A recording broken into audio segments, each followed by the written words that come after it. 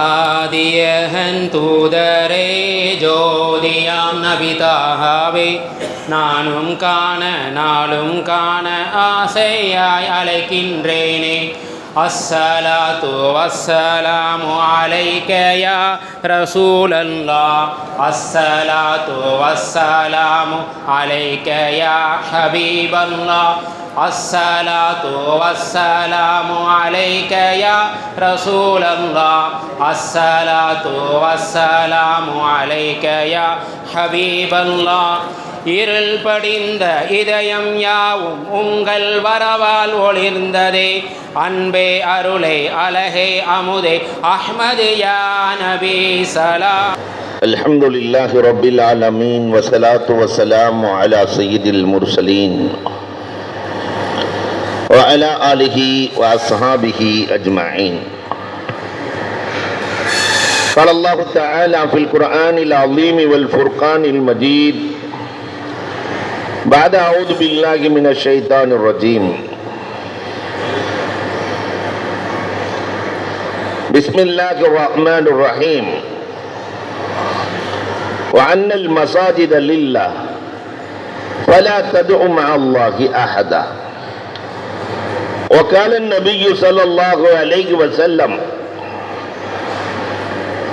رضا الرب في رضا الوالد وسخط الرب في سخط الوالد أو كما قال عليه الصلاة والسلام. صدق الله مولانا العظيم وصدق رسوله النبي الكريم ونحن على ذلك من الشاهدين والشاكرين والحمد لله رب العالمين. புகழ் அனைத்தும் அல்லாஹ் ஜல்ல ஷானஹு தஆலாவிற்கே உரித்தாகுக. சாந்தியும் சமாதானமும் கண்மணி ரசூலுல்லாஹி ஸல்லல்லாஹு அலைஹி வஸல்லம் அவர்களின் மீதும் அவர்களை பின்பற்றிய உத்தம சத்திய சஹாபாக்கள், தாபிஈன்கள், தபஅத் தாபிஈன்கள், சுஹதாக்கள், சாலிஹீன்கள், நாதாக்கள், நல்லவர்கள், குறிப்பாக நம் அனைவரின் மீதும் அல்லாஹ்வின் சாந்தியும் சமாதானமும் என்றென்றும் நின்று நிலவட்டுமாகுக. அல்லாஹ்வின் பேரருளால் ஒரு இறை இல்லமும் ஒரு சமூக மையமும் இன்றைக்கு திறக்கப்பட்டு அந்த நிகழ்விலே நாம் வீட்டிருக்கிறோம். நிகழ்வின் தலைவர் உள்ளிட்ட ஜமாத்தின் அங்கத்தினர்கள் அத்துணை பேர்களுக்கும் எனக்கு முன்னால் அழகாக அமுதுரை வழங்கிய ஆன்மீக பேரொளி, இந்த பகுதியை ஆன்மீகத்தால் அலங்கரித்துக் கொண்டிருக்கிற கண்ணியத்திற்குரிய ஜலாலுத்தீன் ஹஜ்ரத் அவர்களுக்கும், ஷரியத்தினுடைய சட்டக்காவலராய் சமூகத்திற்கு ஷரியத்தின் சட்டங்களை அழகாக வழங்கிக் கொண்டிருக்கிற மூத்த ஆலிம் பெருந்தகை கண்ணியத்திற்குரிய அஹ்மத் இப்ராஹிம் ஹஜ்ரத் அவர்களுக்கும், வாழ்த்துறை வழங்கிய உலமா பெருமக்கள், இதையெல்லாம் தாண்டி பள்ளியின் இமாமாக திகழக்கூடிய பம்பரமாய் சுழன்று வேலைகளை செய்து கொண்டிருக்கிற பள்ளியினுடைய இமாம்கள் அத்துணை பேர்களுக்கும், இன்றைய கதாநாயகராய் வயிற்றிலே இடமளித்த அன்னைக்கு, உலகின் வயிற்றிலே அவள் இருளில் பாதுகாத்தாள், வெளிச்சத்தில் வீடு கட்டி அதன் நன்மைகளை தன் தாய்க்கு சேர்ப்பதற்காக அற்புதமான அரணை செய்திருக்கிற சிறந்த வியாபாரி, திஜாரத்தல் லன் தபூர் என்று சொல்லப்படும் பியூர் வியாபாரி யார் என்றால், இந்த உலகத்தில் அல்ல, மறுமைக்காக நாளை நிரந்தரமாக இருக்கக்கூடிய மறுமையில் லாபம் தருகிற வியாபாரம் எது என்று பார்த்து அதிலே இன்வெஸ்ட் செய்து கொள்ளுகிற வியாபாரி தான் சிறந்த வியாபாரி. உண்மையில் இந்த ஊரில் ஒரு பெரிய வியாபாரி அறிமுகமாக இருக்கிறார். அல்லாஹ் ரப்பல் ஆலமீன் சேவைகளை கபூல் செய்து அருள் புரிவானாக. சொர்க்கத்திலும் அல்லாஹ் உயர்ந்த தரஜாவை நசீபாக்கி தருவானாக. கண்ணியத்திற்குரிய அல்ஹாஜ் டத்தோ சீனி அப்துல் காதிர் ஹாஜி அவர்களுக்கும், வருகை வந்திருக்கிற உலமா பெருமக்கள், ஆண்டோர்கள், சான்றோர்கள், குறிப்பாக தாய்மார்கள், இளைஞர்கள், உங்கள் அனைவருக்கும் இஸ்லாத்தின் காணிக்கையான சலாத்தினை பதிலை எதிர்பார்த்து சொன்னவனாக, நிறைய பேர் வந்து சலான் சொன்னாங்க, ஒரு பதில் வல்ல, காதுல விழுகல. என் வார்த்தைகளை துவக்குகிறேன். அஸ்ஸலாமு அலைக்கும் வரஹ்மத்துல்லாஹி தஆலா வ பரக்காத்துஹு. அல்ஹம்துலில்லாஹ். அன்பிற்குரியவர்களே, வக்ஃபும் அதன் அவசியமும் என்று ஒரு தலையங்கமும் வழங்கப்பட்டிருக்கிறது. வக்ஃபு எப்படி செய்வது என்று முதலில் அல்லாஹ் காபத்துல்லாவை தான் வக்ஃபு செய்து காட்டி, முதல் ஆலயம் காபா அல்லாஹ்வால் அவனுக்கு வக்ஃபு செய்யப்பட்ட ஆலயம். மலக்குகள் தவாப் செய்தார்கள். இப்ராஹிம் அலைஹிஸ்ஸலாத்தை வைத்து கட்டினான் என்பதெல்லாம் வரலாறு. கண்மணி நாயகம் முதலில் வக்ஃபு செய்தது எது என்றால் மஸ்ஜிதே குபா. மஸ்ஜிதே குபா பெருமானார் மக்காவில் இருந்து மதீனாவிற்கு சென்று ஒரு பள்ளியை ஏற்படுத்துகிறார்கள். மஸ்ஜிதுல் உஸ்ஸிஸ அலா தக்வா, இறையச்சத்தோடு ஏற்படுத்தப்பட்ட முதல் பள்ளி. அந்த பள்ளிக்கு ஒரு வாக்கிஃப் என்ன நியத்து செய்கிறாரோ அந்த நன்மை கிடைக்கும். இன்னைக்கு வாக்கிஃபுகள் முதல்ல கேட்கணும். இந்த நேரத்தில் அவங்கள்ட்ட பேசி அவங்க என்ன நியத்து செய்யறாங்கிறத மாத்திரக்கூடாது, இல்லையா? இந்த வாக்கிஃப் இன்றைக்கு என்ன நியத்து செய்கிறாரோ, வக்ஃபு செய்கிற நேரத்தில் என்ன நியத்து செய்கிறாரோ அது முழுவதும் தாயாருக்கு கிடைக்கும். மஸ்ஜிதே குபாவை கட்டுகிற போது பெருமானார் ஸல்லல்லாஹு அலைஹி வஸல்லம் இடத்திலே நபித்தோழர்கள் வந்து சொன்னார்களாம், கவலையை வெளிப்படுத்தினார்கள் முஹாஜிர்கள். நாங்க மக்காவில் இருந்தா நினைச்ச நேரம்லாம் உம்ரா செய்வோம், மக்காவில் இருந்தா நினைச்ச நேரமெல்லாம் உம்ரா செய்வோம். ஆனா மதீனாவுக்கு வந்துட்டோம், இங்க எப்படி உம்ரா செய்யறது? பெருமானார் ஸல்லல்லாஹு அலைஹி வஸல்லம் அவர்கள் சொன்னார்கள், கவலைப்பட வேண்டாம், உங்கள் இல்லத்திலே ஒளி செய்து விட்டு மஸ்ஜிதே குபாவில் 2 ரக்காத்து தொழுதால் உம்ராவின் நன்மை. 2 ரக்காத்து தொழுதால் உம்ராவின் நன்மை. பள்ளிக்கு யார் உதவினார்களோ அவர்களின் எண்ணம் என்னவோ அதை பெருமானார் பிரதிபலிக்கிறார்கள். உம்ரா செய்ய முடியலையே, இங்கு பள்ளி கட்டுகிறோமே என்று கவலைப்பட்டார்கள். இங்கு தொழுதாலும் உம்ராவின் நன்மை. முதல் மஸ்ஜித் வக்ஃபு செய்யப்பட்டது குபா. இரண்டாவதாக மஸ்ஜிதுன் நபவி. 2 ஏழை சிறுவர்கள் சஹில் சுஹைல் இடத்திலே இடத்தை வாங்கி பெருமானார் ஸல்லல்லாஹு அலைஹி வஸல்லம் அவர்கள் பள்ளியை கட்டுகிறார்கள். அதற்கு விலை என்ன என்று கேட்கிற போது லா துஸ்மனு சமனுஹு ஃபீ சபீலில்லாஹ், அந்த இளைஞர்கள் சொன்னாங்களாம், பள்ளிவாசலுக்கு இடம் கொடுக்கும் போது அதுக்கெல்லாம் காசு வாங்க கூடாது, அதனால ஃபீ சபீல்ல கொடுத்துறோம் நாங்களாம். பெருமானார் ஸல்லல்லாஹு அலைஹி வஸல்லம், நீங்களே யத்தீம்களிடத்திலே ஃபீ சபீல் எல்லாம் வாங்க வேணாம், நான் பணம் கொடுத்து வாங்கிக் கொள்ளுகிறேன் என்று வாங்கி பெருமானார் வக்ஃபு செய்தார்கள் என்று வரலாறு சொல்கிறது. இரண்டாவது வக்ஃபு பெருமானார் செய்தது மஸ்ஜிதுன் நபவி. பள்ளிக்கு மட்டும் வக்ஃபுகள் அல்ல, அபூபக்கர் ரலியல்லாஹு தஆலா தன் வீட்டை வக்ஃபு செய்தார்கள். சமூகம் பயனடைய வேண்டும் என்பதற்காக ரசூல் பள்ளியை வக்ஃபு செய்கிறார்கள். அபூபக்கர் ரலியல்லாஹு தன் வீட்டை வக்ஃபு செய்தார்கள். வக்ஃபின் சட்டத்தை துவங்கி வைத்தவர்கள் உமரே ஃபாரூக் ரலியல்லாஹு தஆலா. ஹைபர் போர்க்களம், பெரிய சொத்து. உமர் ரலியல்லாஹுக்கு ஒரு தோட்டம் கிடைக்கிறது. பெருமானார் இடத்திலே வருகிறார்கள், இந்த தோட்டத்தை நான் உங்களுக்கு கொடுத்து விடுகிறேன் நாயகமே, ஆனால் 3 நிபந்தனை. லா துபா வலா துஹப் வலா துரஸ், இதை விற்கக்கூடாது, இந்த தோட்டத்தை விற்பனை செய்யக்கூடாது, இதை யாருக்கும் அன்பளிப்பு செய்யக்கூடாது, எந்த வாரிசுகள் என்னுடைய வாரிசுகள் சொந்தம் கொண்டாடக்கூடாது. அவதான் ரசூல் ஸல்லல்லாஹு அலைஹி வஸல்லம் சொன்னாங்க, இதுதான் வக்ஃப். வக்ஃப்னாவே ஸ்டாப்னு அர்த்தம். வக்ஃப்னாவே ஸ்டாப். இதற்கு மேல் இது ரப்புக்கு சொந்தமானது. கியாமத் நாள் வரை என்ன நன்மை நடக்கிறதோ அது முழுவதும் யாருக்காக வக்ஃபு செய்யப்படுகிறதோ அவர்களுக்கு செல்கிறது. அல்லாஹு அக்பர். வக்ஃபின் சட்டம் என்பது உமர் ரலியல்லாஹு தஆலாவால் இந்த உம்மத்திற்கு வழங்கப்படுகிறது. 3 தான் வக்ஃபினுடைய சட்டம். இதை நினைச்சவங்கள விற்க முடியாது. அதே மாதிரி நினைச்ச உடனே அன்பளிப்பு செய்ய முடியாது. உரிமைக்காரர்கள் வந்து சொந்தம் கொண்டாட முடியாது. இந்த சொத்துல நாங்கள் இதையும் சேர்த்துக்குவோம், நாங்க பிரிச்சு கொடுத்துருவோம், கொண்டாட முடியாது.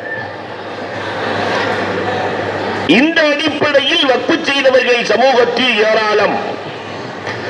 சமீப காலமாய்த்தான் வக்ஃபுகள் குறைந்து கொண்டே வருகிறது. ஒவ்வொருத்தரும் நியத்து செய்யணும், நாமும் வக்ஃபு செய்ய வேண்டும் என்று அல்லாஹ் ரப்பல் ஆலமீன் கபூல் செய்தருள்வானாக. ஏன்னா சமூகத்துக்கு இன்னும் நிறைய தேவைகள் இருக்கிறது, நிறைய தேவைகள் இருக்கிறது. தமிழ்நாட்டில் இன்னைக்கு ஒரு இடம் 300 ஏழைகள் வசிக்கிற பகுதியில் 200 பேர் மதம் மாறி இருக்கிறார்கள். ஒரு இடம் ஜமாத் உலமா தலைவர் போய் கண்டுபிடிச்சு வச்சிருக்கிறார். 200 பேர், அதுல 100 பேர் தடுமாறி கொண்டிருக்கிற சூழல். பள்ளி இல்லை, அவர்களை கொண்டு வந்து அரவணைக்க இடம் இல்லை.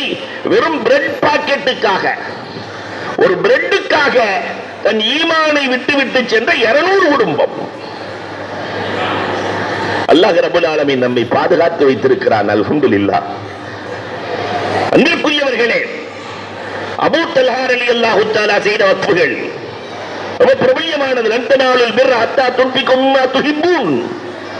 உங்களுக்கு பிரியமானதை அல்லாஹ்வுக்கு கொடுக்கிற வரை நீங்கள் உண்மையான முஃமினாக இருக்க முடியாது என்று சொல்லுகிற போது பைரஹா தோட்டத்தை கொண்டு வந்து கொடுத்தார்கள். பிஅர ரூமா, யாராவது இந்த கிணற்றை வக்ஃபு செய்கிறீர்களா என்று பெருமானார். நல்ல தண்ணி உள்ள கிணறு பிஅர ரூமா. மஸ்ஜிதுன் நபவிக்கு வருகிற போது ஒளி செய்ய குடிக்க தண்ணி இல்லை. பெருமானார் சொன்ன உடனே பொதுவாகவே அல்லாஹ் ரப்பல் ஆலமீன் இஸ்லாமியர்களை போன்று வியாபாரிகள் உலகத்தில் இல்லை. வியாபார தந்திர உலகத்தில் அதிகமா தெரிஞ்சால் யாருன்னா இஸ்லாமியர்கள் தான். இது மாற்று கருத்தே இல்லை. தந்திரமா வியாபாரம் செய்வாங்க.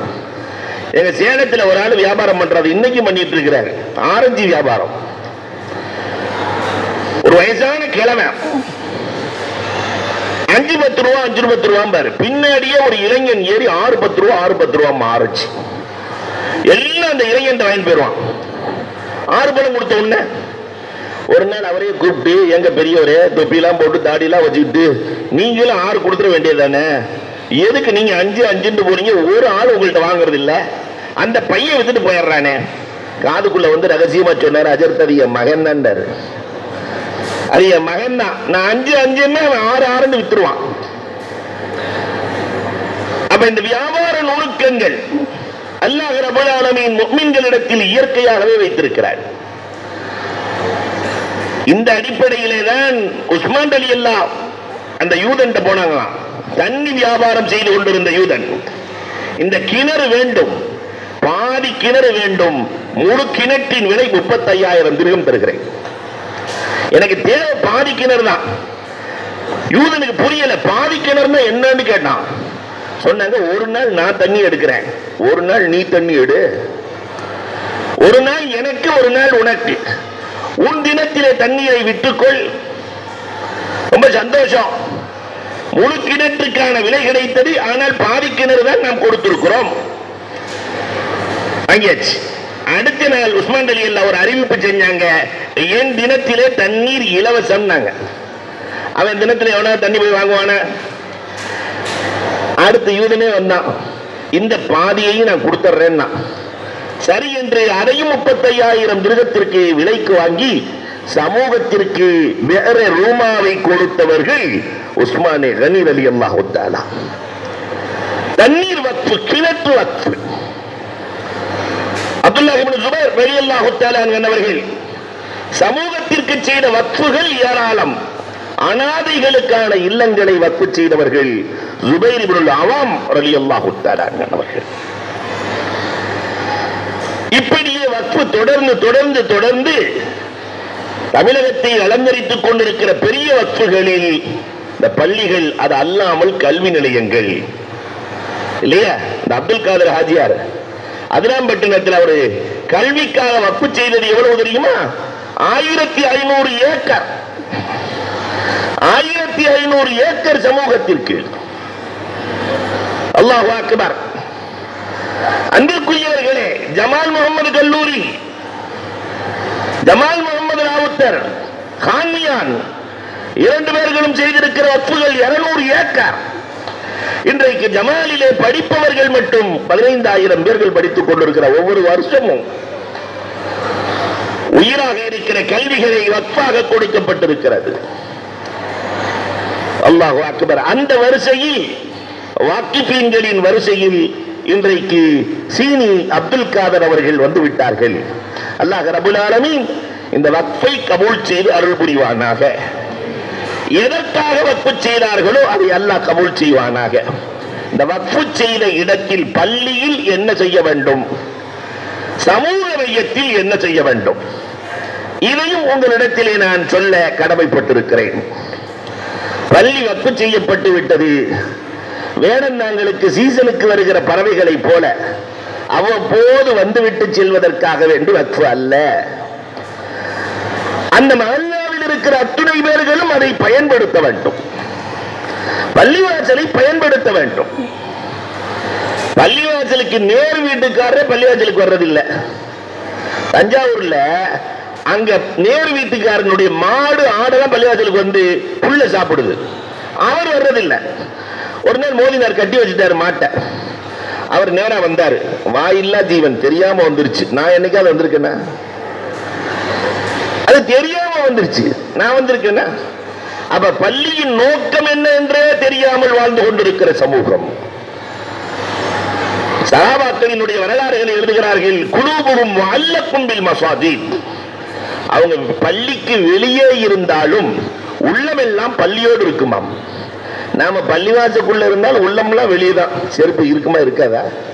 கிடைக்குமா கிடைக்காதா? இவ்வளவு பெரிய கூட்டமா இருக்கு இல்லையா?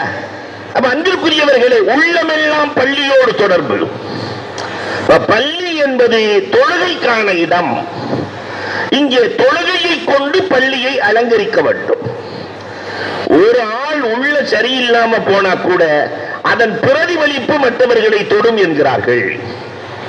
சமூக ஒற்றுமையை காட்டுகிற அற்புதமான தலமும் களமும் பள்ளிதான். அதனால பள்ளிவாசலுக்குள்ளே அல்லாஹு அக்பர் உள்ளத்தாலும் உடலாலும் சேர்ந்திருக்க வேண்டும். ஒரு ஆள் சரியில்லைன்னா நம்ம அக்கானி எழுதும்போது ரொம்ப அழகா எழுதுவாங்க.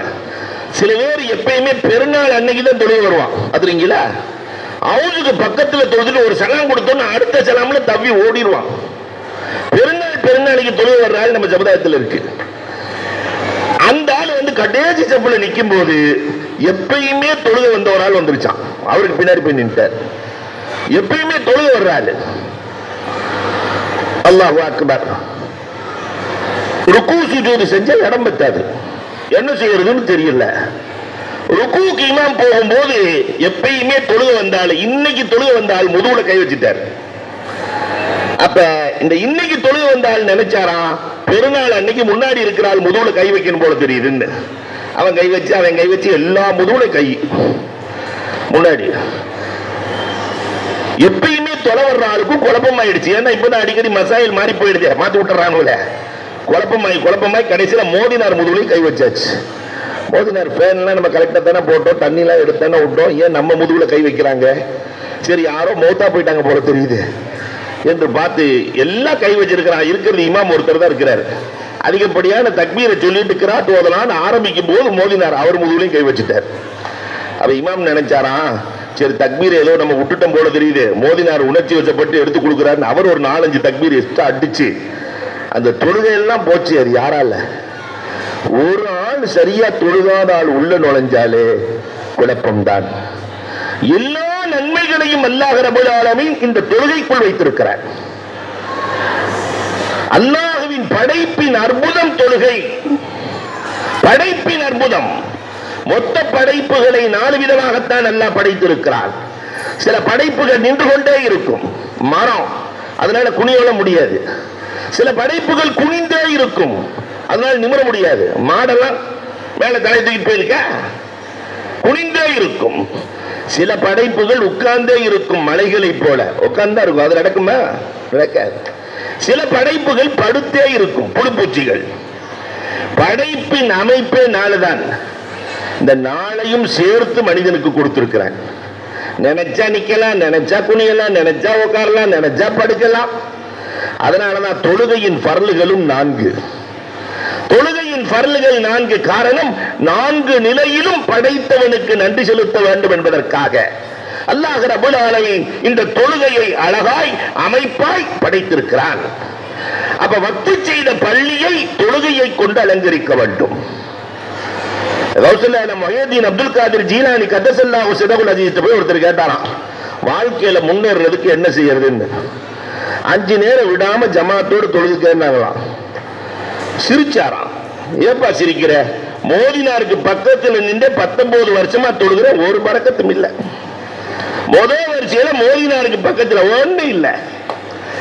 இப்ப கௌசல்யா சொன்னாங்கன்னா, வீட்டுல எல்லாம் போய் ஜன்னல்களுக்கு எல்லாம் பர்தா போடு, கதவுகளுக்கு எல்லாம் திற போடுன்னாங்க. போனாரு, போட்டாரு, பரக்கத் பொங்குது, பொருளாதாரம் கூடுது. நேரா வந்தாரு, பர்தாவுக்கும் பரக்கத்துக்கும் என்ன சம்பந்தம்? பர்தா போட்டோன்னு பரக்கத்தாகுது என்னன்னு ஒண்ணும் விளங்கலையே. கௌசல்யானம் சொன்னார்களாம், தொழாதவனின் பார்வை திறந்திருக்கிற கதவு ஜன்னல் வழியாக தொழாதவனின் பார்வை வீட்டுக்குள்ளே போனாலே பரக்கத் போய்விடும். தொழாத ஆண்கள், தொழாத பெண்கள், தொழாத இளைஞர்கள் இல்லத்தில் இருக்கிற போது எங்கே பரக்கத் வரும்?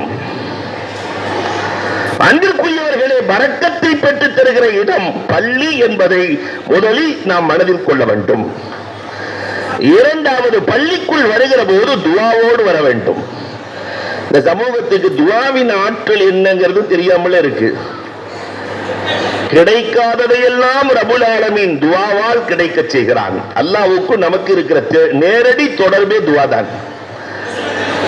அல்லாஹ் தன்னை பற்றி அறிமுகப்படுத்துகிறான் குர்ஆனிலே, அன்துமுல் ஃபுகரா இலல்லாஹ் வல்லாஹு ஹுவல் கனியுல் ஹமீத்.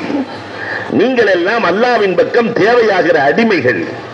ஆனா அல்லாஹ் தன்னை பத்தி சொல்லும் போது சொல்றான், அனல் அல்லாஹ் இருக்கிறானே அல் கனியுல் ஹமீத், புகழுக்குரிய பணக்காரன், இல்லைன்னே சொல்லாத பணக்காரன் அல்லாஹ். 4 தடவைக்கு 5வது தடவை மனுஷன் கேட்டா இல்லைன்னு சொல்லிடுவான். ஆனா 4 தடவைக்கு 5வது தடவை அல்லாட்ட கேட்டா அவுளியா வாக்கிடுவான். இவன் என்ன தவிர வேற யார்ட்டையும் கேட்க மாட்டான், அதனால அவன் அவுளியா வாக்கிருவான் அல்லாஹ். மனிதன் பலமுறை கேட்டால் முகத்தை சுளிப்பான், ரப்பு பலமுறை கேட்டால் சந்தோஷமாக்குவான். மனிதன் பகலில் கேட்டால் தருவான். ராத்திரி 2 மணிக்கு போய் அஸ்ஸலாமு அலைக்கும் பள்ளிவாசல் டொனேஷனுக்காண்டி வந்திருக்கோம் ஆஜியார், நல்லா இருக்கிறீங்களான்னு எந்த வீட்டிலாவது கேட்டு பாருங்க. ராத்திரி 2 மணிக்கு வாங்க உள்ள வாங்கன்னு சொல்லி காப்பி போட்டு கொடுப்பாரா ஆஜியாரு? அடுத்த நாள் பெரிய போர்டு வச்சிருவார் இல்லையா? ஆனால் ரப்புல் ஆலமீன் பகலிலும் கொடுப்பான், இரவிலும் கொடுப்பான். ராபியத்துல் பஸரியா தஹஜ்ஜத்தின் வேளையில் கரம் ஏந்துகிறார்கள், ரப்பே உலகத்தில் இருக்கிற எல்லா பணக்காரர்களும் வாசலை மூடிவிட்டார்கள், திறந்திருக்கிற ஒரே வாசல் உன் வாசல் தான் திறந்திருக்கிறது, நீ கொடுத்து விடு ரப்பே. அல்லாஹ் அதனாலதான் முதல் வானத்தில் இறங்கி கொடுக்க காத்திருக்கிறான். அல்லாஹ்விடத்திலே பள்ளிக்குள்ளே நுழைந்தால் கேட்டு பழக வேண்டும். மனிதன் பிடித்தவனுக்கு கொடுப்பான், பிடிக்காதவனுக்கு தரவே மாட்டான். அண்ணன் தம்பியா இருந்தா கூட பிடிக்கலன்னு தரமாட்டான்.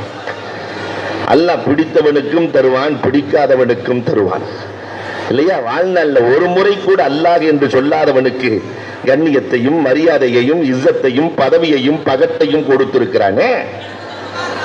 அல்லாஹு அக்பர். மனிதன் கேட்டதை விட குறைவாக தருவான், ரப்பு கேட்டதை விட நிறைவாக தருவான். தன் தகுதிக்கு ஏற்ற ஒரு பள்ளி 2 பள்ளி கட்டி இருக்கிறார், ரப்பு அவன் தகுதிக்கு ஏற்றவாறு தர தயாராக இருக்கிறார். ஆனா ரப்புக்கு ஒரு பழக்கம் உண்டு, கேட்கணும். அல்லாஹ்வுக்கு சில இஸ்திலாஹ் இருக்கு, இறைவனுக்கு அல்லாஹ்வுக்கு சில பண்புகள் இருக்கிறது. மனுஷன் இருக்கானே இல்லையா? அழிஞ்சு போற பொருளை எதுல வச்சு பாதுகாப்பான்? அழியாத ஃப்ரிட்ஜுக்குள்ள அழிஞ்சு போற கத்திரிக்காய், தக்காளி இதெல்லாம் கெட்டு போயிடும்.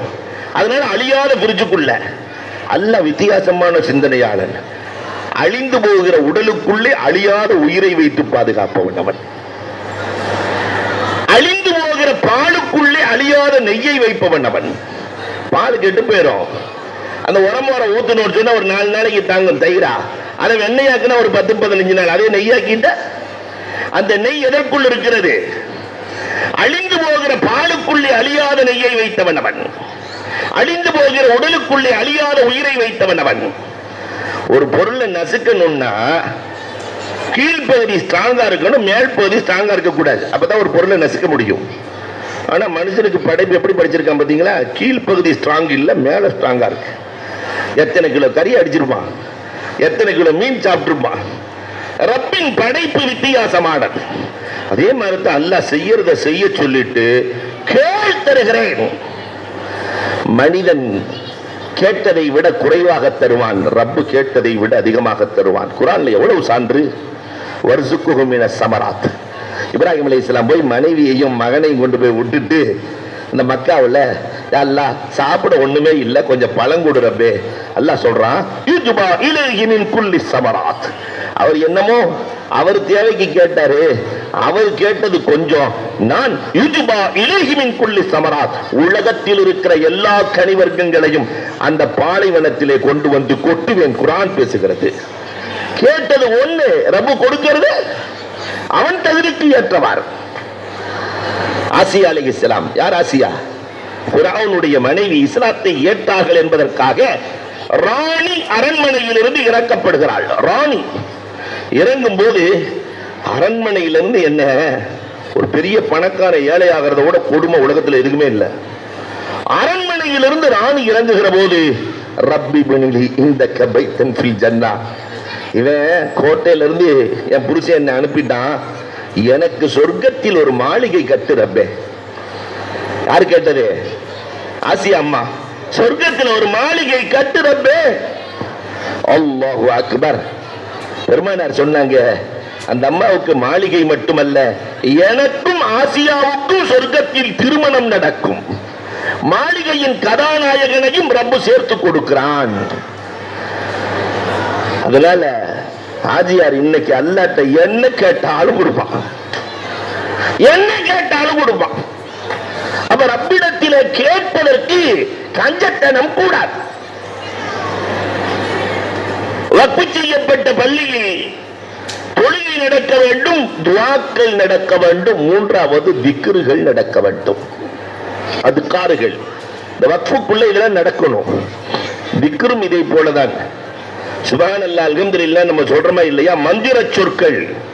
லா ஹவ்ல வலா குவத்த இல்லா பில்லாஹில் அலியுல் அலீம். 99 நோய்களுக்கு அதில் நிவாரணம் இருக்கிறது. குறைந்தது கவலை என்றார்கள் கண்மணி ரசூலுல்லாஹி ஸல்லல்லாஹு அலைஹி வஸல்லம். நமக்கு பெரிய பிரச்சனையே கவலை தானே, குறைந்தது கவலை என்றார்கள். அந்த அதுக்காறுகளுக்குள்ள அவ்வளவு வேலை. அல்லாஹ்வை பாக்கெட்ல வச்சுட்டு போற மாதிரி திக்ர், ரப்புல் ஆலமீனை பாக்கெட்ல வைக்கிற மாதிரி. அல்லாஹு அக்பர்.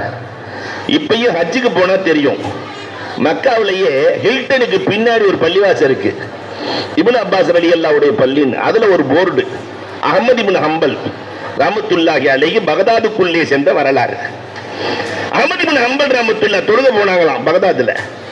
இஷாவுக்கு பின்னாடி தொழுகைக்காக வேண்டி பள்ளிவாசலுக்குள்ள நுழையிறாங்க 10 மணிக்கு. நான் தான் அஹ்மத் இப்னு ஹம்பல் என்று சொன்னால் ஊரே வரவேற்கும். என்ன பெரிய இமாம் ஆச்சே. இன்னைக்கு நம்ம இளைஞர்களுக்கு எல்லாம் 4 இமாம் யார் பேர் தெரியறது இல்ல. இமாம் அபூ ஹனீஃபா யாருன்னு கேட்கறான், இமாம் மாலிக்னா யாருன்னு கேட்கறான். நம்ம ஆளுக்கு தெரிஞ்ச ஒரே இமாம் கூகுள் ரஹ்மத்துல்லாஹ் தான். கூகுள் ரஹ்மத்துல்லாஹ், அது ரஹ்மத்துல்லாஹ்வா லானத்துல்லாஹ்வா அல்லாஹ்க்கு தான் தெரியும். கூகுள் சொல்லுச்சா ஓகே, அபூ ஹனீஃபா சொன்னாலும் நான் கேட்க மாட்டேன் இல்லையா? அஹ்மத் இப்னு ஹம்பல் ரஹ்மத்துல்லாஹ் பள்ளிவாசலுக்குள்ள போய் தொழுக போய் மோதினார்ட்ட சொன்னாங்களா, பள்ளிவாசல நான் தொழுதுக்கிறேன். பள்ளிவாசல பூட்டுற நேரத்தில் மோதினார்ட்ட போய் 4 தொழுகிறேன்னு சொல்லி பாருங்க, குறவலையை கடிச்சுவேன். நான் இந்த பள்ளிவாசல் மோதினார சொல்லல, நான் ஊருக்கு போகணுமா இல்லையா? அன்புக்குரியவர்களே இல்லையா? அப்ப அஹ்மத் இப்னு ஹம்பல் ரஹ்மத்துல்லாஹ் வந்தோடனே தொழுவலாம் முடியாதுன்ட்டாங்க அந்த மோதினார். இவர் ஃபக்கீஹ், மார்க்க சட்டம் எடுத்து பழக்கம். போய் தக்பீரை கட்டிட்டா என்ன செய்ய முடியும்? உள்ள போனாரு, அல்லாஹ் அக்பர் தக்பீர் கட்டி நின்ட்டார் அஹ்மத் இப்னு ஹம்பல். அந்த மோதினார் ரொம்ப கடினமான ஆளு, பெடரியை பிடிச்சி அப்படியே பின்னாடி கொண்டு வந்து வெளியே விட்டு பள்ளியாத்துல பூட்டிட்டார். கடினமான மோதினார். கப்பாஸ் பக்கத்துல ஒரு புரோட்டா கடை. அவர் பார்த்தாரு, ஒரு பெரிய மனுஷன் வெளியே நிக்கிறாரு, நம்ம கடைக்கு கூட்டு வந்து சாப்பிட வச்சு தொழுக வச்சு இங்கே தங்க வைக்கலாம், கூட்டு வந்து தொழுக வச்சு தங்க வச்சு அழகு பார்க்கிறார். ஆனா அந்த கடையில் ஒரு அதிசயம் நடக்கிறது. இது அஹ்மத் இப்னு ஹம்பல் பார்த்துக்கிட்டே இருக்கிறாங்க. எல்லா கடையும் பொதுவாகவே புரோட்டா கடையினால அதிசயம் தானே. புரோட்டா கடையை நீங்க போய் பாத்தீங்கன்னா தெரியும், பெரிய அதிசயம் நடக்கும். ஒரு 10 கிலோ மாவை தூக்கி கொட்டு அதை பெருசா குளமா மாத்திடுவாங்க. முதல்ல அப்படி பெரிய ஏரி மாதிரி தண்ணியை ஊத்தி எண்ணெயை ஊத்தி கொஞ்ச நேரத்தில் அது பலாப்பழமா மாறிடும் உருட்டி. அப்புறம் ஒரு 5 நிமிஷத்துல பார்த்தா முட்டை முட்டையா பிடிச்சி முட்டையா போயிடும்.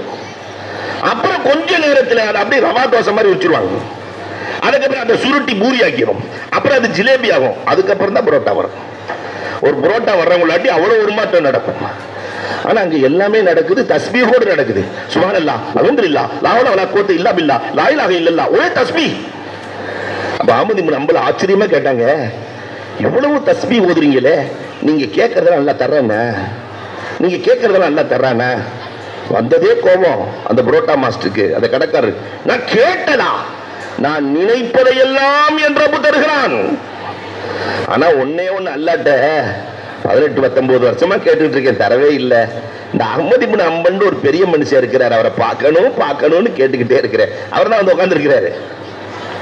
உட்கார்ந்து இருந்த அஹ்மத் ரஹ்மத்துல்லாஹ், அஹ்மத், யாரை தேடினீர்களோ அந்த அஹ்மதே நான் தானப்பா. அந்த திக்ர் இருக்கிறது அல்லவா, பள்ளிவாசல் அல்லாஹ்வுடைய இல்லத்தில் கூட தொலைவிடாமல் அவர் கடைக்கு கொண்டு வந்து சேர்க்கிறது. பள்ளிவாசல் என்றால் அதற்குள் கண்டிப்பாக திக்ர்கள் இருக்க வேண்டும். அதுக்கார்கள் அது குருணி, அது குறுக்கும், என்ன நினைச்சா உங்களை நான் நினைக்கிறேன் என்கிறான் அல்லாஹ். ரப்பை நினைக்கிற இடமாய் பள்ளிவாசல் மாற வேண்டும், அல்லாஹ் கபூல் செய்ய வேண்டும். நாலாவதாக திலாவத்துல் குர்ஆன் அங்கே இருக்க வேண்டும். பள்ளிவாசல் என்று சொன்னாவே குர்ஆன் ஓதுகிற குடை. குர்ஆனை பார்ப்பது இபாதத், இபாதத்துக்கு கூலி ஜன்னத். அப்படிதானே? அப்ப குர்ஆன் ஓதுகிற பழக்கம் வந்துவிட வேண்டும். இன்னைக்கு நிறைய இளவல்களுக்கு குர்ஆன் ஓத தெரியல. அதுவும் குறிப்பாக ராமநாதபுரம், மதுரைக்கு இந்த பக்கம் நிறைய இளைஞர்களுக்கு குர்ஆன் ஓத தெரியவில்லை. எல்லா வீடுகளிலும் இருப்பவர்கள் குர்ஆன் ஓதக்கூடியவர்களாக மாற வேண்டும். அந்த கவலை உருவாக்கத்தை ஏற்படுத்தும். ஓத தெரியலையே கவலைப்படுங்க. கலாமுல்லா, அல்லாஹ்வின் கலாம் குர்ஆன், அது ஓத தெரியாமல் ஒருவரும் இருக்கக்கூடாது. 94 வயசுல 14 ஜுஸு மனப்பாடம் பண்ண ஒரு இறைநேசர் இருந்தார். 94 வயசுல 14 ஜுஸு மனப்பாடம். அல்லாஹு அக்பர். முகமது அலி ஹாஜியார்னு ஒருத்தர் இருந்தார் கோயம்புத்தூர்ல, கரும்பு கடை முகமது அலி ஹாஜியார். 70 வயசுல ஹாஜியார், எப்படி நீங்க வந்தீங்க வியாபாரத்துல, பிளாஸ்பேக் கேளுங்க, நிறைய சொல்லுவாங்க. திருநெல்வேலியில இருந்து ஒட்டுச்சாக்கு தான் எடுத்துட்டு வந்தேன். அல்ல 7-8 கடையை கொடுத்தான். 70-80 பேர் என்கிட்ட வேலை செய்யறாங்க. நல்லது ஹாஜியார், இந்த 70 வயசுல எத்தனை சூறா உங்களுக்கு மனப்பாடம்? 15 வருஷத்தை விட்டுருவோம், பாக்கி இருக்கிற 55 வருஷத்துக்கு 55 சூறா தெரியணுமா இல்லையா? பக்கராவில இருந்தெல்லாம் வேணாம், பின்னாடி இருந்து வச்சுக்குவோம். குல்வல்லா, குல்லாவது பிரபில் பல, குல்லாவது பிரபின் நாஸ், ஒரு 55 சூறா தெரியணுமா இல்லையா? எத்தனை சூறா மனப்பாடம்? சொன்னாரு, 4 சூறா தான் ஹஜ்ரத் மனப்பாடம். கவலையோடு சொன்னார். அவர் 76வது வயது வஃபாத் ஆகிறார். அதற்கு முன்னால் ஹாஃபிலுல் குர்ஆன், ஹாஃபிலுல் குர்ஆன், குர்ஆனை மனனம் செய்துவிட்டு மரணமானார். குர்ஆனின் தொடர்பு பள்ளியில் வேண்டும். குர்ஆன் ஓதக்கூடியவர்களாக மாற வேண்டும். கவலைதான் உருவாக்கம் இல்லையா? ஒரு பள்ளிவாசல் கட்டணோட எவ்வளவு கவலைப்பட்டிருக்கணும். கவலை இல்லாம உருவாக்க முடியுமா? அப்துல்லாஹே ஷர்ஹபீல், நான் அடிக்கடி சொல்றது உண்டு, ஒரு இறைநேசர் இருந்தார் அப்துல்லாஹே ஷர்ஹபீல்னு. கடை வாங்கியாவது தர்மம் பண்ணுவாராம். தர்மம் பண்றதுல கடை வாங்கி தர்மம். கடைசியில் சக்கராத்த ஹால்ல படுத்துட்டாரு. எல்லாம் சேர் போட்டு உட்கார்ந்து இருக்கிறாங்க. வாங்கின கடனை கொடுப்பாரா, மௌத்தா போயிடுவாரா? அப்படி பார்க்க வேண்டியது, பார்த்துக்கிட்டே இருக்க வேண்டியது. வாங்கின கடனை கொடுப்பார். இந்த நேரத்தில் ஒரு ஆள், ஒரு சின்ன பையன் தட்டு நிறைய அல்வா வித்துட்டு வர்றான். சக்கராத்த ஹால்ல இருக்கிற பெரியவர் அவனை கூப்பிட்டாரான், வாடான்னு, உங்களுக்கு அல்வா கொடுத்துட்டு இருக்காரு. என்ன ஆகும்? எல்லாத்துக்கும் அல்வா கொடு. அவன் நினைச்சான், மாஷா அல்லாஹ் பெரிய வியாபாரம் கிடைச்சிருச்சு, இருக்கிற மஜ்மா எல்லாத்துக்கும் அல்வா கொடுத்துட்டான். தட்டு காலி. பெரியவர்கிட்ட வந்தான், பெரியவரே எல்லாம் கொடுத்துட்டேன் காசு. அதுக்கு தான் தம்பி இத்தனை பேர் உட்கார்ந்து இருக்கிறான். ஒரு இருக்கை காலியாக இருக்கிறது, நீயும் போய் இருந்து கொள். அழுகிறான், துடிக்கிறான், தவிக்கிறான். பெரியவரே, என் குடும்பமே இதை வச்சுதான், நீங்க இப்படி செஞ்சிட்டீங்களே பெரியவரே என்று குதிக்கிறான். இந்த நேரத்தில் ஒருவர் பணமுடிப்பை கொண்டு வந்தார். எல்லோருக்கும் பணம் கொடுக்கப்பட்டது, அவனுக்கும் பணம் கொடுக்கப்படுகிறது, அந்த சிறுவனுக்கும் பணம் கொடுக்கப்படுகிறது. அப்பதான் சொல்லிட்டு அவர் சொன்னாரு, நீங்கள்லாம் காசை கொடுத்துட்டு கவலைப்படல, அந்த சிறுவன் கவலைப்பட்டதால் அவனுக்கும் பயன், மற்றவர்களுக்கும் பயன். யாரோ ஒருவரின் கவலை இந்த பள்ளி உருவாக இருக்கிறது, யாரோ ஒருவரின் கவலை பள்ளிக்கூடமாய் உருவாகிறது, யாரோ ஒருவர் கவலைப்படுகிற போதுதான் மதரசாக்களும் மஸ்ஜிதுகளும் உருவாகிறது. ஒரு குடும்பத்தில் ஒருவர் கவலைப்பட்டால் தான் அந்த குடும்பம் சிறப்பாக இருக்கும். இதை போல ஓத தெரியலையேன்னு கவலைப்பட்டால் இந்த கவலை பெரிய உருவாக்கமாக மாறிவிடும். பள்ளியில் திலாவத் வேண்டும், தொழுகை வேண்டும், திக்ர் வேண்டும், திலாவத் வேண்டும், துஆக்கள் வேண்டும். நிறைவாக பள்ளிக்குள்ளே உபதேசங்கள் பகிரப்படுகிற போது அதை ஏற்கும் பண்பு வேண்டும். இமாம் குத்துபாவில் ஏறும்போது தானே நம்மால் வர்றா உள்ள இல்லையா? பயானெல்லாம் முடிச்சுட்டு எப்படா முடிப்பாருன்னு வெளியே இருந்தே காத்துக்கிட்டு இருந்துட்டு இமாம் மேல ஏறும்போது உள்ளே வர்றார். அல்லாஹ் அக்பர். நல்லுபதேசங்கள், இந்த மார்க்கம் என்பது, தீன் என்பது உபதேசத்தால் பரவப்பட்டது. அந்த உபதேசங்களை பகிரும் தன்மை வேண்டும். இதெல்லாம் வக்கு செஞ்ச பள்ளிவாசலுக்குள்ள இருக்கணும். சரி, சமூக மையம். அல்லாஹு அக்பர். இன்றைக்கு ஒவ்வொரு பள்ளிக்கும் இது போன்ற வக்கீஃபீன்கள் தேவைப்படுகிறார்கள். சமூக மையம் தேவைப்படுகிறது. அந்த மஹல்லாவில் இருக்கக்கூடிய வறுமையை, தெரியாமல் வறுமையை அழிக்கிற வழியாக சமூக மையங்கள் மாற வேண்டும். பெருமானார் அப்படித்தான் வறுமையை ஒழிச்சாங்க. வரலாற்றில் நிறைய செய்தியை சொல்லணும். உதாரணத்துக்கு ஒன்று சொல்லுவேன். அப்துல்லா பின் ஜாபிர் ரலியல்லாஹு தஆலா நிறைய பிள்ளைய, 9 பொம்பளை பிள்ளை, இவரை விட்டுட்டு போயிட்டாங்க. நிறைய கடன். ஹுனைன் போர்க்களம் முடிகிறது. அப்துல்லா பின் ஜாபிர், அப்துல்லா ஜாபிர் ரலியல்லாஹுடைய மகன் அப்துல்லா, கிழட்டு ஒட்டகத்துல 23 வயசு பையன் வர்றான். இன்னைக்கு இருக்கிற 23 வயசு பையன் சைக்கிள்ல வருவானா? டியூக் பைக்ல கிருன்னு வர்றான் இல்லையா? நம்ம பையன் அவர் கிழட்டு ஒட்டகத்துல வர்றாரு. பெருமானார், என்ன அப்துல்லா கிழட்டு ஒட்டகத்தில் வருகிறீரே? எங்க வாப்பா நிறைய கடனை விட்டுட்டு போயிட்டார். இதே பெரிய விஷயம் நாயகமே. பெருமானார் கையை வைத்து தடவுகிறார்கள். ஒட்டகம் வேக நடை பிடிக்கிறது. பெருமானார் கைப்பற்றுச்சா இல்லையா? ஒட்டகம் வேகமாக நடை போடுகிறது. அல்லாஹு அக்பர். வேகமாக நடக்கிறது. பெருமானார் கேட்டாங்க, அப்துல்லா ஊருக்கு போறியே, உன் மனைவி மக்கள் சகோதரி எல்லாமே என்ன கொண்டு வந்தேன்னு கேட்பாங்களே, ஹுனைன்ல இருந்து போறியே என்ன கொண்டு வந்த, ஹுனைன்ல என்ன வாங்கி வச்சிருக்க உன் குடும்பத்துக்கு? நானே ஒண்ணும் இல்லாத ஆளு, என்கிட்ட எதுக்குமே இல்ல ரசூலே. பெருமானார், ஏன் இல்லை என்கிறாய்? இந்த ஒட்டகத்தை நான் வாங்கிக் கொள்ளுகிறேன், விலை பேசலாம். ரசூலே, ஒட்டகம் உங்களுக்கு வேண்டும் என்றால் இந்த கிழட்டு ஒட்டகம் இலவசம் ரசூலே. அந்த இல்லாமையிலும் கொடுக்கும் தன்மை, இல்லாமையிலும் கொடுக்கும் தன்மை, இதுதான் ரசூல் உருவாக்கியது. அல்லாஹ்ட்ட கேட்கும் போது இதை கேட்கணுமா? யா அல்லாஹ், கொடுக்கும் குணம் கொடு. அல்லாஹ்க்கு பிடிச்சது இதுதான். அல்லாஹ் அக்பர். அல்லாம ரூமி சொல்லும் போது ரொம்ப அழகா சொல்லுவாங்க, உயிரும் உடலும் பேசிக்கொண்டதாம். இந்த உயிர் உடம்ப பார்த்து சொல்லிச்சான், உயிர் உன்னை நான் எத்தனை கிலோமீட்டர் தூக்கிட்டு போயிருக்கேன், உயிர் இல்லைன்னு வர முடியுமா? மலேசியால இருந்து உன்னை எத்தனை கிலோமீட்டர் தூக்கிட்டு அலையிறேன், உனக்கு வியாபாரத்தை கொடுக்கறதுக்கு நான் தான் காரணம், எல்லாத்துக்கும் உயிரா இருக்கிற நான் தான் காரணம். நான் மட்டும் 1 மணி நேரம் உனக்குள்ள இல்லைன்னா 4 பேர் சேர்ந்து உன்னை தூக்கிட்டு போயிடணும். உடம்பே 4 பேர் சேர்ந்து, அவனுக்குள்ள நான் இருக்கணும், உயிர் இருக்கணும். இல்லாட்டி 4 பேர் சேர்ந்து தூக்க முடியுமா?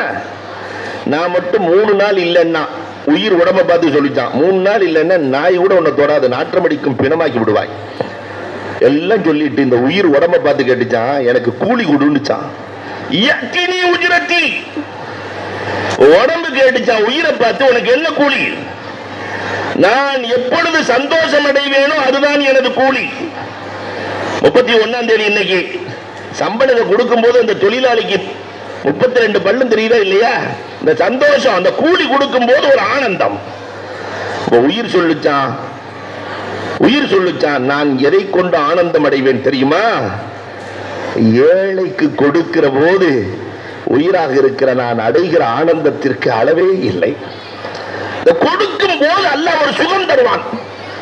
அந்த சுகத்திற்கு நிகர் உலகத்தில் எதுவுமே இல்லை இல்லையா? கொடுக்கும் போது ஒரு சுகம். கங்கா ஹாஸ்பிட்டல் தெரியுமா உங்களுக்கு?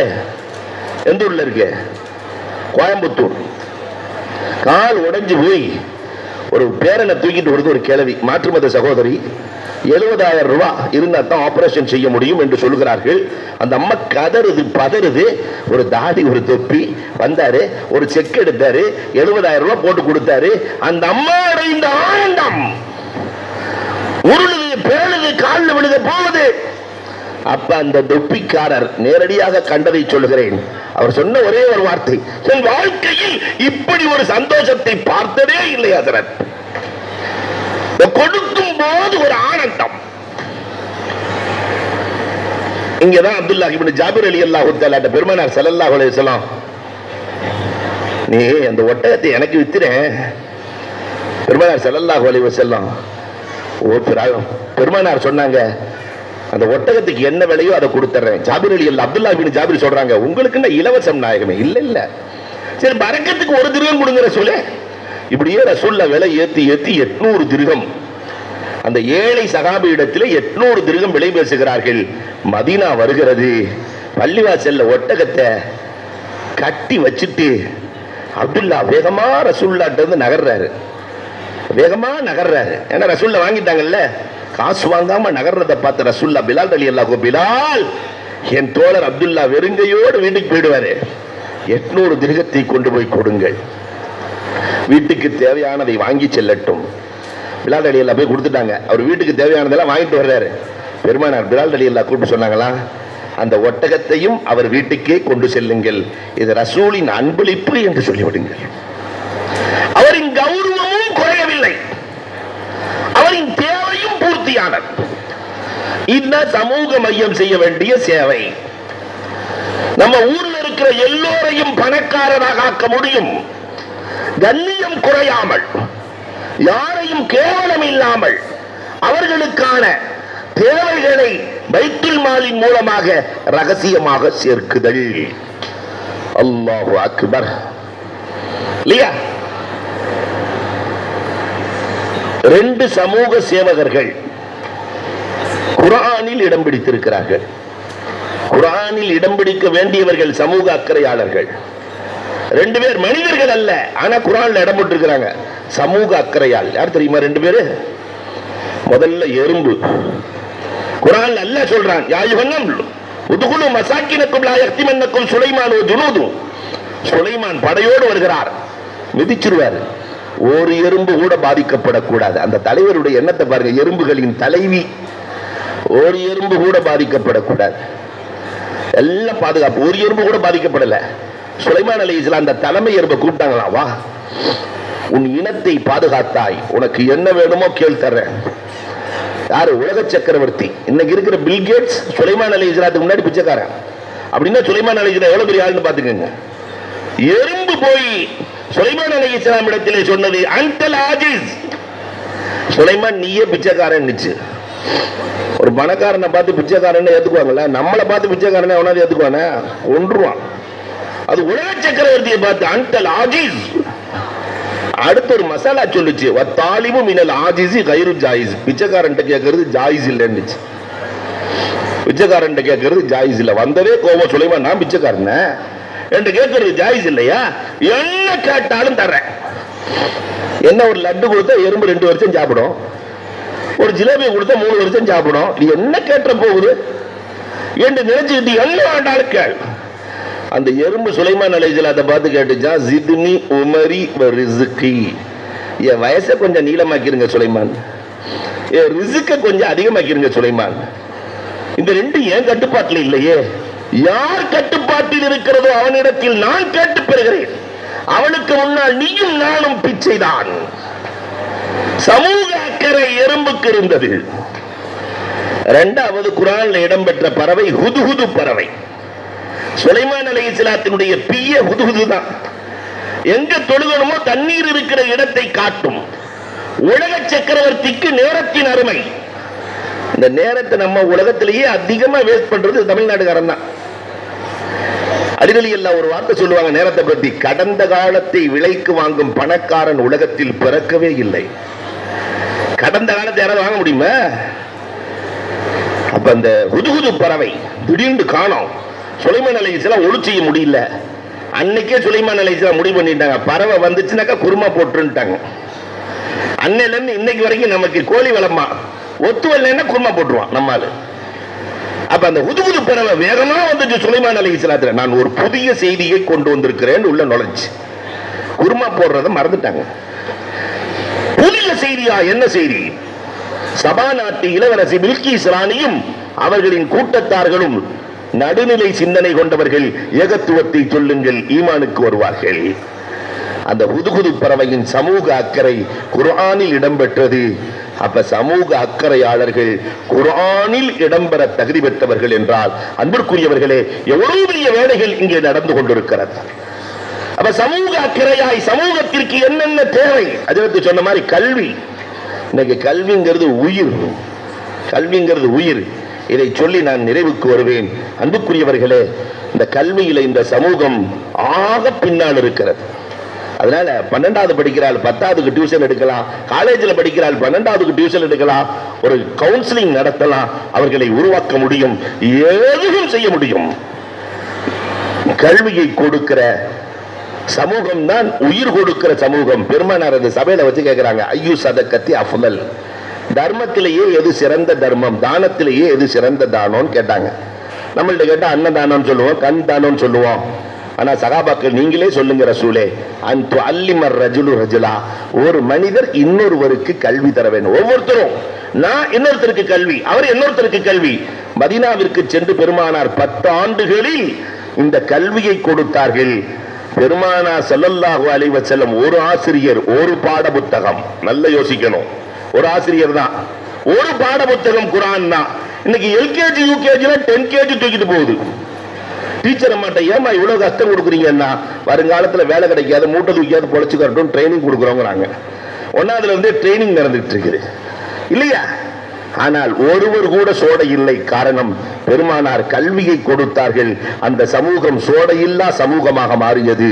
நாமும் கல்வியை கொடுத்தால், அப்ப ஆர்எஸ் மங்கலத்தில் எல்லா துறைகளும் இருக்க வேண்டும். டாக்டர் இருக்கணும், ஐஏஎஸ் இருக்கணும், ஐபிஎஸ் இருக்கணும், வக்கீல் இருக்கணும், ராணுவத்தில் இருக்கணும், போலீஸ் இருக்கணும், இன்ஜினியர், எல்லாம் இதற்கான மையமாய் அல்லாஹ் ரப்பல் ஆலமீன் இந்த சமூக மையத்தை அமைத்தருள்வானாக.